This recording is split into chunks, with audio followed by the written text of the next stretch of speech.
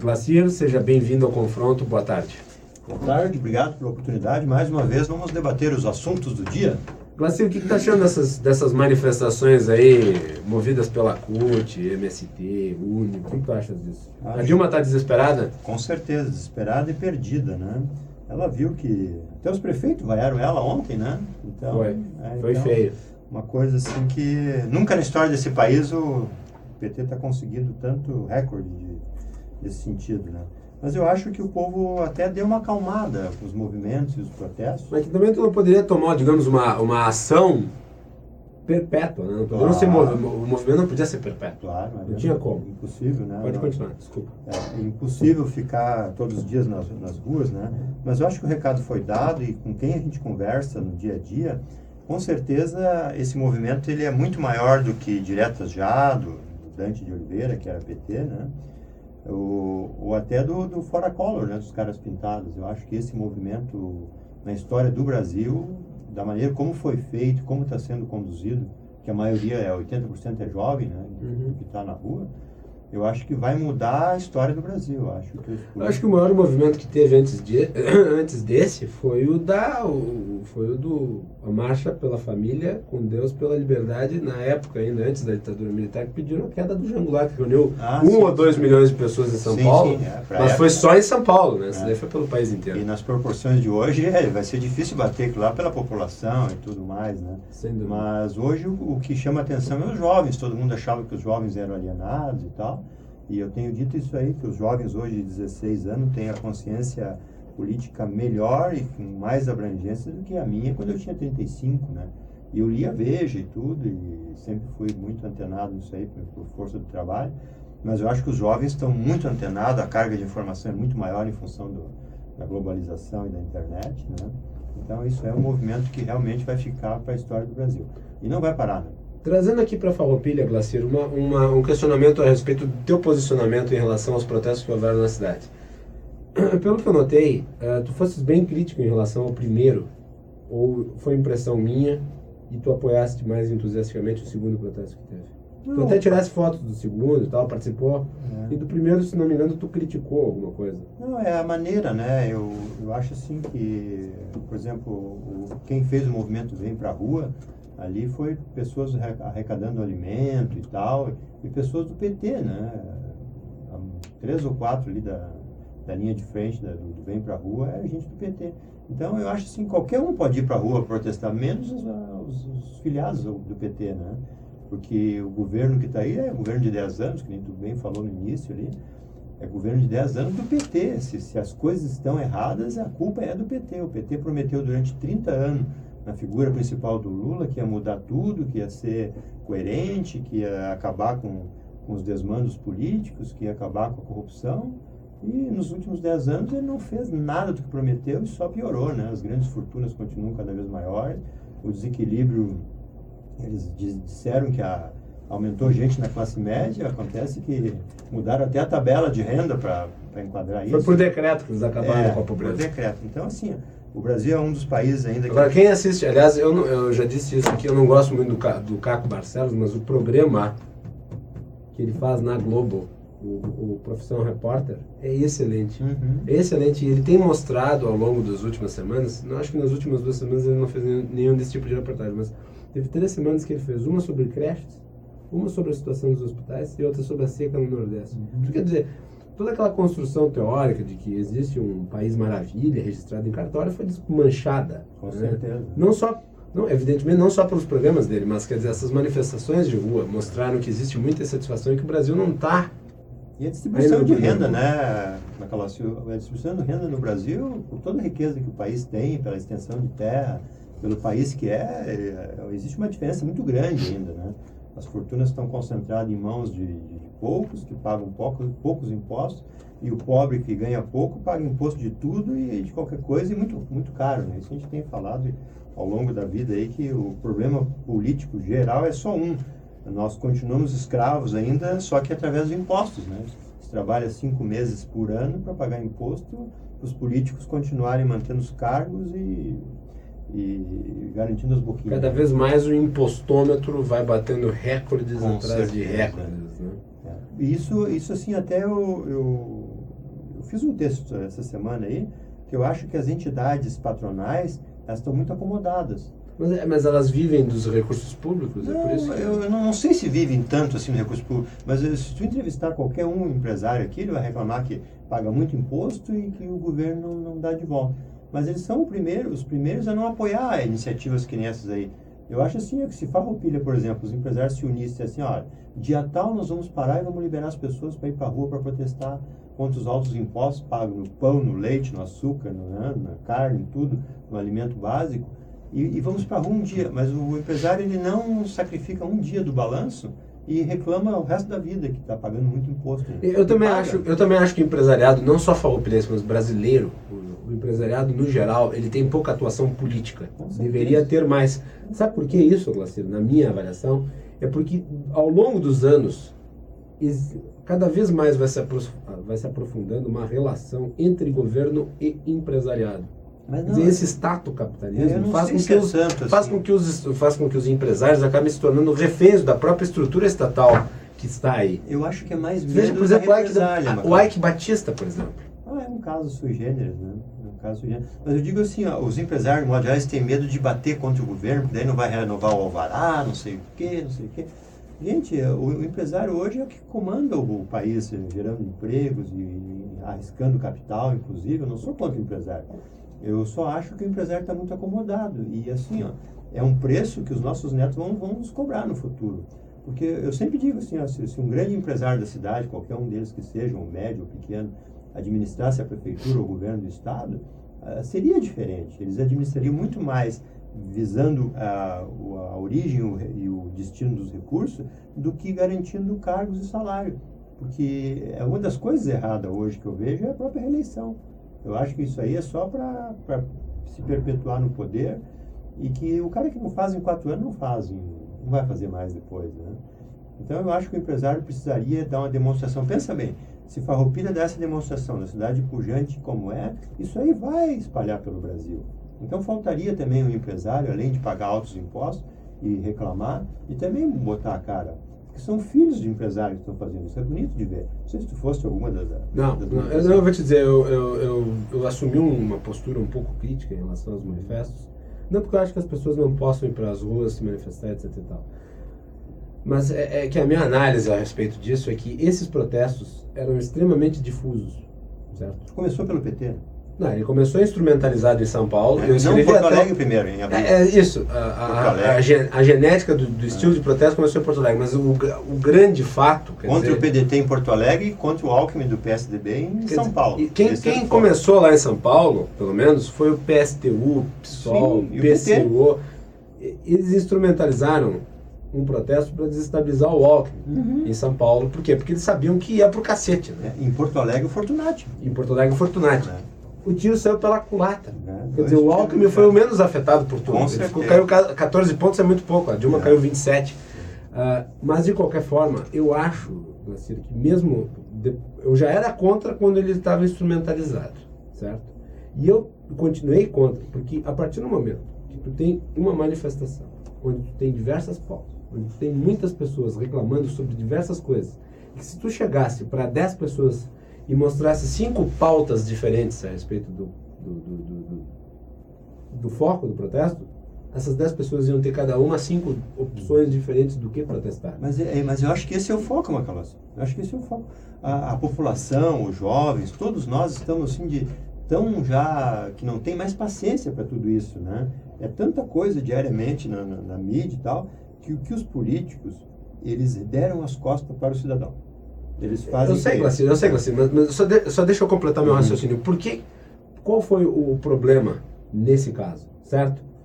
Nós tivemos, por exemplo, discussões a respeito de temas importantes como a PEC 37, que foram feitos a sopetão. Quer dizer, a PEC 37, ela podia ter seus aspectos negativos, mas havia uma corrente dentro do direito, defendida por pessoas de gabarito, como por exemplo o Dr. Ives Gandra Martins, que eram a favor da PEC 37. E existe a necessidade de regulação do Ministério Público, de algumas investigações do Ministério Público. E esse debate não foi feito, quer dizer, criou-se o slogan, a PEC da impunidade, deu e acabou, e quem votar a favor dela é a favor da impunidade. Ou seja, foi uma discussão apressada. E outro ponto, Quer dizer, essas pessoas já se desmobilizaram, ok? Essas pessoas que foram para a rua. Já está desmobilizado o movimento. A Dilma foi falar com quem? A Dilma foi falar com os movimentos que estão permanentemente organizados. Quem são esses movimentos? A CUT, o MST, a UNE. Quem manda nesses movimentos? O governo. Ou seja, me parece que houve uma inversão. O inglês vê essas reuniões, né? Glacier, trazendo a discussão aqui para Farroupilha. Nós estamos aí completando 6 meses. Aliás, antes de entrar nisso, só um aviso. Nós tínhamos combinado de fazer hoje aqui um debate entre o Glacier e o Ronaldo Praz, ainda sobre mídias sociais. Mas o Ronaldo mandou uma mensagem dizendo que estava em São Paulo e não poderia comparecer ao programa hoje, pediu para remarcar em outra data, nós vamos fazê-lo, Ronaldo. Se eventualmente tu estiveres ouvindo, o Ronaldo trabalha no G1 da Globo, então eu acredito, e ele faz consultoria de tecnologia, se não me engano, então ele deve estar em algum compromisso de trabalho complicado, viajando. Não pôde comparecer aqui, então nós mudamos a pauta e eu aproveitei o Glacier que já tinha se prontificado a vir. Glacier, qual é a tua análise dos 6 meses de governo Clayton? Eu acho que o prefeito adotou a técnica do pássaro quero-quero. Canta num lugar para não dizer onde é que está o ninho no outro. E o que a gente tem visto ao longo desses 6 meses aí, o prefeito fez várias tentativas, mudar a Santa de local, mudar a escola estadual de local, fazer ciclovia trancando rodovia, municipalizar a estrada que vai para Caravaggio, que é estadual, como se a gente não tivesse em várias estradas municipais sem pavimentação, né? E o orçamento enrolativo, que a gente chama, né? Porque tanto movimento para tão pouca verba, isso aí é para enrolar mesmo, né? Criar um departamento de cultura que praticamente só está fazendo coisas que os anteriores fizeram e que não justificou ainda a criação da pasta. O que você esperava, por exemplo, do departamento de cultura diferente? Eu acho que são jovens ali, o Jefferson até pela experiência que ele tem no jornal que ele possui, eu acho que ele poderia fazer mais coisas, né? Então está meio engessado ainda. Você acha, por exemplo, que a iniciativa da prefeitura de começar o processo de criação de uma Casa da Cultura não é importante? Claro que é, claro que é. Mas, não tinha até então? Não tinha, mas o que eu digo é o seguinte, Macau, 3 meses para a eleição e 3 meses depois que ganharam a eleição. São 6 meses. Mais 6 meses de administração são 1 ano. E 1 ano é muito tempo, são 365 dias. E quem quer fazer alguma coisa já deveria ter mostrado. Então essa técnica do pássaro quero-quero de desviar o assunto, de mostrar que não é ali o foco, eu acho que essas tentativas são uma delas. Mudar o percentual de recolhimento do fundo previdenciário. Gente, isso aí assim, é um estelionato. Deixa de contribuir agora para passar o problema para o próximo prefeito. Na segunda entrevista que fiz aqui com o Francis na segunda-feira, com o secretário Francis de Gestão e Governo, ele disse que é uma necessidade, inclusive legal, de se fazer esse recálculo e ele tem que ser feito todo ano. Mas o objetivo é só né? Fazer caixa. Está comprovado que isso aí vai sobrar 4 milhões para essa administração e que depois vai ter que ser reposto no fundo, né? Então, assim, aumentar salário de FG, contratar mais CCs, que disseram que iam acabar com os CCs, enfim, essa reforma administrativa que não está bem explicada ainda, que a administração disse que discutiu 8 meses, o pessoal do sindicato disse que não foi discutido tudo isso, né? Então, são coisas que eles estão fazendo para desviar a atenção do foco, que o foco é as promessas. Se nós pegássemos pequenas promessas ali, das passagens dos estudantes, que era para ser gratuito para todos, da segurança, que era para ser 650 para cada, de auxílio e permanência para cada policial, eles não calcularam bem isso aí. Fizeram assim meio no oba-oba, prometeram para janeiro, nós já estamos em julho, e agora, na semana passada, o líder do governo vai lá e diz que vamos dar R$100 para quem já tem casa. Gente, prometeram 650. Isso aí só atrapalha a segurança, só vamos perder mais policiais que contavam com uma promessa e não está sendo cumprida. Nós tínhamos um curso de 30 policiais na cidade, perdemos os melhores, escolheram outras cidades que davam mais condição. Então, o direito de ir e vir... Peraí, tu está dizendo que os policiais que ficaram foram os piores? Não. Todos são muito bons, porque são muito bem treinados, eles têm um treinamento intensivo grande. Mas, assim, aqueles policiais que têm a melhor colocação é os que mais assim, se desempenharam dentro do curso. E esses aí escolheram as cidades para onde eles quiseram ir. E na vez anterior, a maioria ficou aqui. Acabamos perdendo igual eles, porque depois não deu seguimento ao atendimento que então era feito, né? Mas a polícia, assim, cada cidade tem a polícia que merece. E nós estamos tendo a polícia que nós merecemos. E essa polícia que está aí só está fazendo isso aí porque vinha de uma estrutura boa e que criou uma cultura na cidade. Agora nós perdemos mais de 20 policiais, deixamos de ter 10 policiais aqui, tivemos um incremento aí, mas já está se perdendo os que estão se aposentando, que também poderiam ficar na ativa, né? Mas enfim, assim, a segurança, as passagens, as creches... Você acha que, por exemplo, em relação à questão das passagens, continua sendo cedo para cobrar? Eu acho que não. Por quê? Eu acho que não. 6 meses e mais 6 meses de preparação são 1 ano. Eu acho que sim, que é uma expectativa que os jovens tinham e que não foi mais negociada, né? Então, tá parado, tá tipo se esquecendo, né?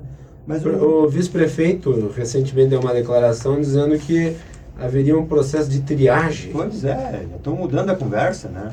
Aí então, já acho grave. Por exemplo, eu nunca cobrei a implementação imediata da proposta de redução, de dar as passagens gratuitas para os estudantes intermunicipais, até porque, teoricamente, sou contra o financiamento público total desses benefícios. Eu acho que quem pode pagar não precisaria de ajuda de 100%. Mas, de qualquer forma, quer dizer, a partir do momento que tu diz que tu vai dar 100%, depois no governo tu já começa a criar termos como triagem... Promessa de político antigo.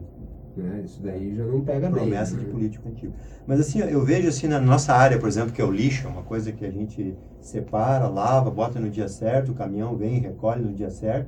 O caminhão que está compactando o lixo e está enterrando esse lixo aí, né?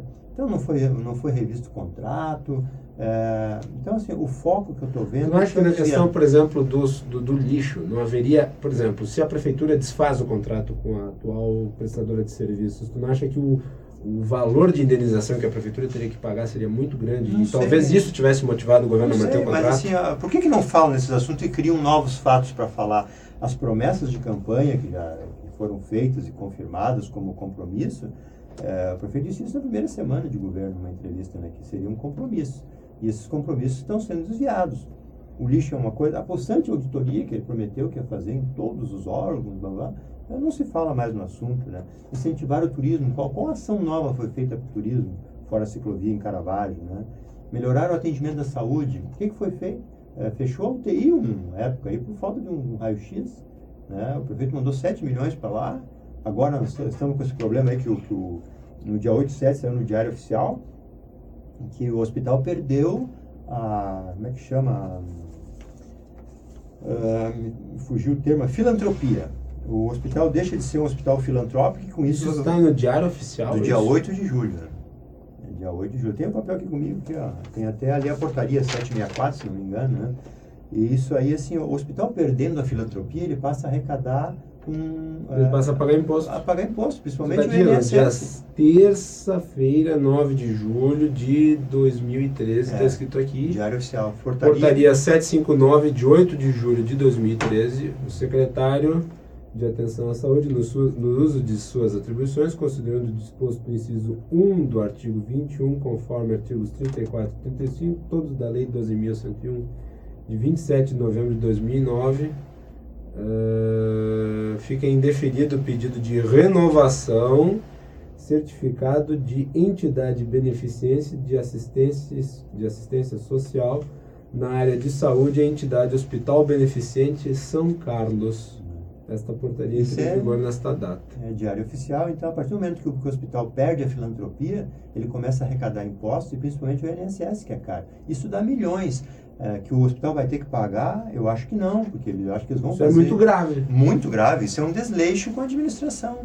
Então, assim, um médico que é o prefeito e que botou pessoas se dizendo que eram mágicos e técnicos e experientes, isso aí só vem contra o que o prefeito disse. E eu acho, assim, que o prefeito, por ser um médico, o maior problema que ele vai ter vai ser o hospital. E o hospital está com um problema sério. E o problema sério do hospital é que está sendo terciarizado para o PT. E PT que não tem experiência. Gente de fora, que não tem compromisso com a cidade. Eu recebi outro dia a cópia de um e-mail aqui, que é bem lastimável o ponto que chegou.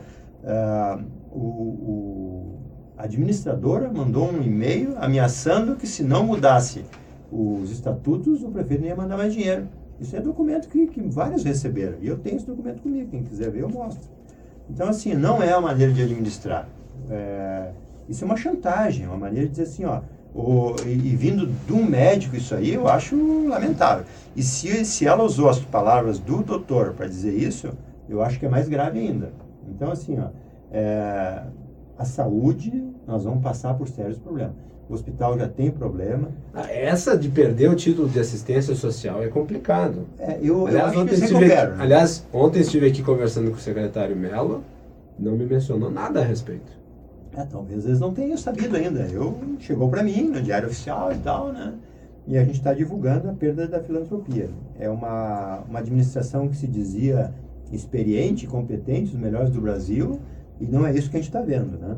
Então, assim... Aliás, muitas reclamações do SEBEM, na entrevista que ele deu ao Leandro Adamati, sobre a politização do hospital. Não só agora, mas anterior, inclusive. Quer dizer, ele disse, não foi esse o hospital que eu deixei.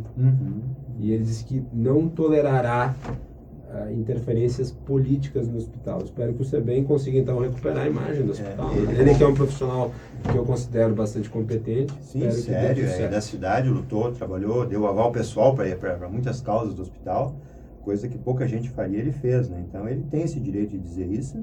E eu tenho as palavras dele, inclusive, aqui escrita, que ele está coberto de razão. Ele vai ter que batalhar para que isso aí não chegue a esse ponto. Então, assim, Macalossi, esses 6 meses de administração, eles estão tentando desviar as promessas para fatos inusitados e novos, visando só se escapar um pouco das promessas, né? E a saúde é um dos fatos lamentáveis da cidade. O hospital tem dívida anterior? Tem, investimentos que foram feitos que talvez fossem necessários, como a UTI, como a UCI, UTI neo-infantil que foi prometida, né?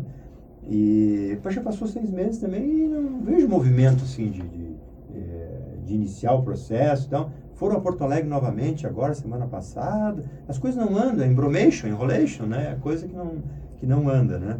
Então, assim, ao longo desses 6 meses, a gente tem visto realmente que é desviar o foco das promessas. Isso eu não vejo como legal. Nós vamos para o nosso intervalo, Glacier. Mando aqui um abraço para a Luciana Sperling, para o Ronaldo Praz, que não pôde estar aqui, para a Andriele Galafaz.